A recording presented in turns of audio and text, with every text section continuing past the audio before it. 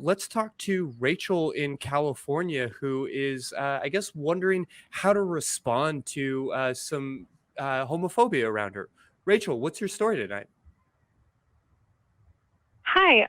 So earlier this week at my work, I was a part of a conversation. My two coworkers were talking about how one of them was sending her daughter back into school, and my supervisor chimed in and started saying, "Oh, well, I'm not sure if you want to send your daughter back to school anymore in this environment."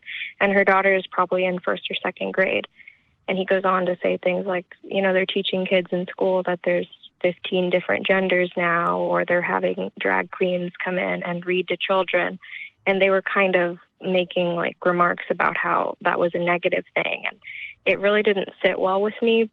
But I also didn't know how to respond because they're conservative people, and I don't want to say, you're an asshole and shut them down like completely from opening up their minds. But I don't know. I know it'll come up again because my coworkers, usually when they discuss things, they bring them up quite a few times. But I'm just wondering, like, how I should better be a good ally in this situation.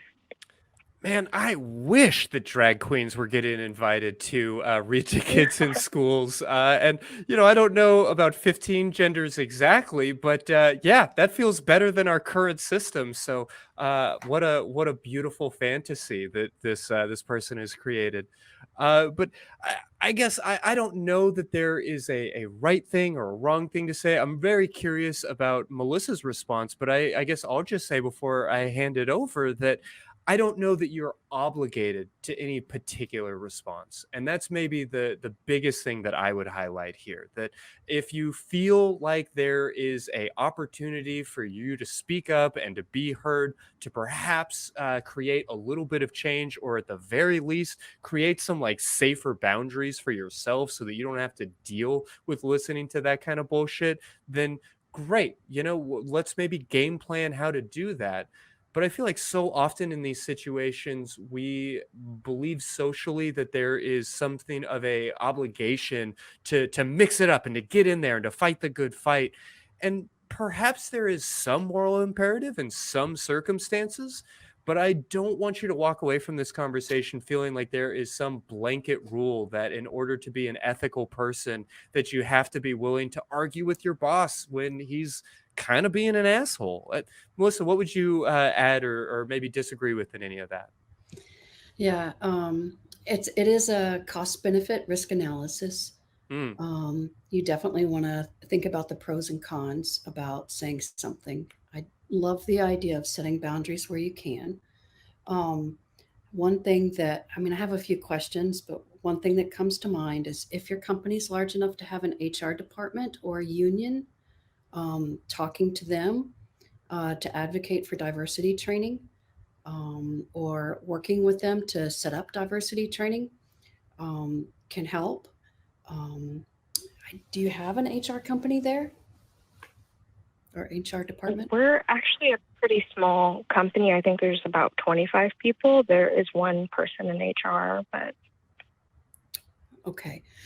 Do you feel like you might be able to talk to that person in HR and let them know your concerns and hope for advocating for a more inclusive environment with less discrimination? And yeah, actually, I think that's a good idea. I think that she might be receptive to that kind of thing. yeah. Because it's not Yeah. even the first time they've made these very bigoted comments about specific groups, so that might be helpful. Yeah. I don't know a lot about your situation, so I don't want to put you into danger. There are ways to assert your own beliefs and values in a way that's respectful. And the way I usually suggest that is to own your own feelings. Don't just call someone an asshole. um, let them know, hey, I feel really hurt when you suggest that uh, um, gender diversity is not okay for little kids. And I'd rather you not talk about that here, or rather you keep those to yourself, right? And if you continue to talk about it, I will not be able to hang out with you at the water cooler. But you wouldn't really want to do these kind of things unless you felt safe.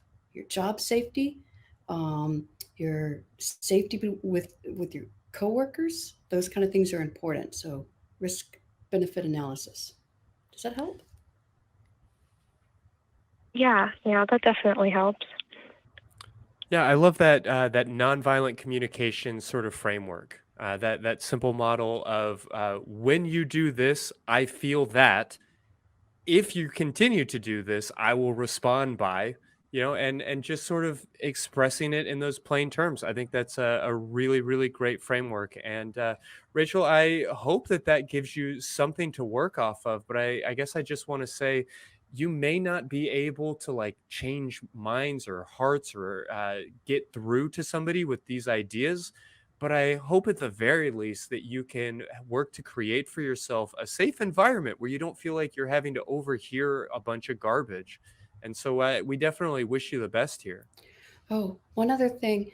HRC, the Human Rights Campaign, does have, or they did some years back, it's been a while since I've looked at it, but they do have some protocols on how to help businesses um, be more inclusive. So you might look up, I don't remember the name of it, but you might check with HRC to see if they have anything that might help you to advocate for inclusion at your work. Oh, okay. Well, thank you guys very much for the advice. I felt really poorly about myself after just not doing anything, but you guys have made a lot of good points, and I'll definitely try that nonviolent communication technique with them should it come up again. Oh, well, now I want to tell you that you tell your coworker, for every time you say something that's discriminatory, I'm going to donate to this organization. But you don't do that either. But I'm going to lose my paycheck at that rate. Yeah. yeah. Okay, yeah. Anyway, thanks for calling. Thank you. Yeah, thank you very much. Love the show, guys. Bye. Hey, thanks so much. You have a great night.